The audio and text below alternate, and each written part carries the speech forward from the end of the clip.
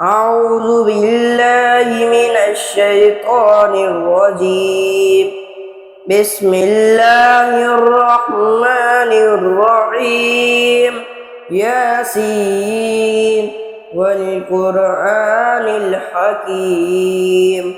إنك لمن المرسلين على صراط مستقيم تنزيل العزيز الرحيم لتنذر قوما ما أنذر آباؤهم فهم غافلون لقد حق القول على أكثرهم فهم لا يؤمنون إنا جعلنا في أعناقهم أغلالا فهي إلى الأذقان فهم مقمحون وجعلنا من بين أيديهم سدا ومن خلفهم سدا فأغشيناهم فهم لا يبصرون وسواء عليهم أنذرتهم أم لم تنذرهم لا يؤمنون إنما تنذر من اتبع الذكر وخشي الرحمن بالغيب فبشره بمغفرة وأجر كريم إنا نحن نحيي الموتى ونكتب ما قدموا وآثارهم وكل شيء أحصيناه في إمام مبين واضرب لهم مثلا أصحاب القرية إذ جاء المرسلون إذ أرسلنا إليهم اثنين فكذبوهما فعززنا بثالث فقالوا إنا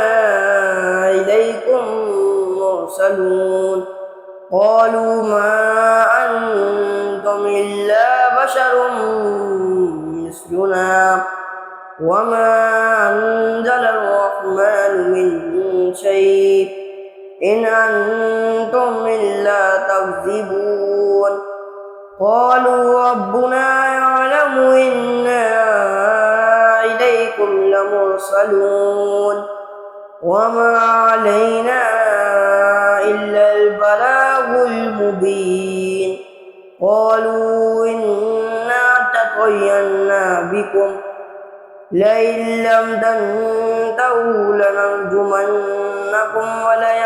وليمسنكم منا عذاب أليم قالوا طائركم معكم أئن ذكرتم بل أنتم قوم مسرفون وجاء من أقصى المدينة رجل يسعى قال يا قوم اتبعوا المرسلين اتبعوا من لا يسألكم أجرا وهم مهتدون وما لي لا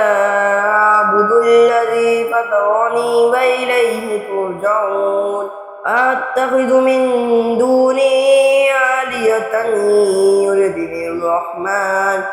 يردني الرحمن بضر لا تغني عني شفاعتهم شيئا ولا ينقذون إني إذا لفي ضلال مبين إني آمنت بربكم فاسمعون قيل ادخل الجنة قال يا ليت قومي يعلمون بما غفر لي ربي وجعلني من المكرمين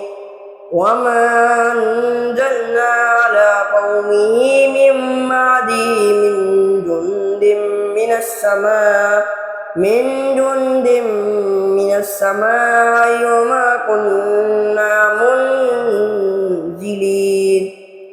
إن كانت إلا صيحة واحدة فإذا هم خامدون يا حسرة على العباد ما يأتيهم من رسول إلا كانوا به يستهزئون ألم يروا كم أهلكنا قبلهم من القرون أنهم ألم يروا كم أهلكنا قبلهم من القرون أنهم إليهم لا يرجعون وإن كل لما جميع لدينا محضرون وآية لهم الأرض الميتة أحييناها وأخرجنا منها حبا فمنه يأكلون وجعلنا فيها جنات من نخيل وأعناب وفجرنا فيها من العيون ليأكلوا من ثمره وما عملته أيديهم أفلا يشكرون سبحان الذي خلق الأزواج كلها مما تنبت الأرض ومن أنفسهم ومما لا يعلمون وآية لهم الليل نسلخ منه النهار فإذا هم مسلمون والشمس تجري لمستقر لها ذلك تقدير العزيز العليم والقمر قدرناه منازل حتى عاد كالعرجون القديم لا الشمس ينبغي لها أن تدرك القمر ولا الليل سابق النهار وكل في فلك يسبحون وآية لهم أنا حملنا ذريتهم في الفلك المشحون وخلقنا لهم من مثله ما يركبون وإن نشأ نغرقهم فلا صريخ لهم ولا هم ينقذون إلا رحمة منا ومتاعا إلى حين